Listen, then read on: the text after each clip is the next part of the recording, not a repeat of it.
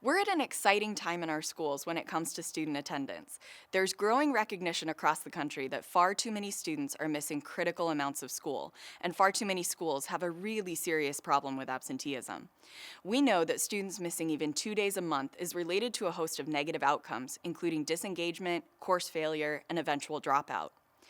I've had the wonderful privilege for the last 5 years to work with educators in schools across the country as they work to tackle the issue of chronic absenteeism. And one of the things that I've realized is that the research on negative effects of absenteeism is only capturing a very small part of how this issue is negatively affecting our school systems. Teachers point out the difficulties that absenteeism can cause for student relationships, as students move on to new friendships when someone's not consistently there, or when peers show frustration with other peers because they have to do extra work and partner in small group activities to cover for their peers who are absent. Students may also struggle to build positive relationships with adults, and we all know the importance of those positive relationships for school connectedness.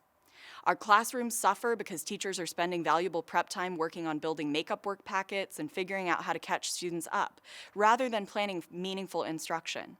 These are just a few of the many, many reasons that more and more schools are starting to pay attention to chronic absenteeism. Now, the tricky part as we start to pay more attention to this issue is that awareness of a problem without any concrete and practical solutions can lead to hopelessness. But as Hetty Chang and Phyllis Jordan pointed out in their recent article in EdWeek, this is a problem that we can tackle by moving away from purely punitive approaches to community-based strategies. And at Safe and Civil Schools, we also advocate applying a multi-tiered systems of support approach to the issue of absenteeism. We've seen schools that have implemented this work, applying good universal prevention through lessons on the importance of attendance to students and families, class-wide and school-wide motivational systems, and other easy, simple strategies at Tier 1. And then they apply function-based interventions that tailor the intensity of service to the intensity of students' needs at Tiers 2 and 3. Some of these schools have gone from rates of 20 to 45% of their student body, really high rates of chronic absence, to less than 5% in 1 year.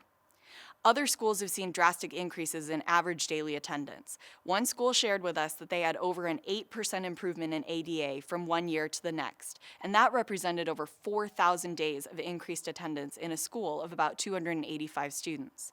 This is truly exciting work, and it starts with the recognition that we have a problem that we need to change, and that we have great power to affect change.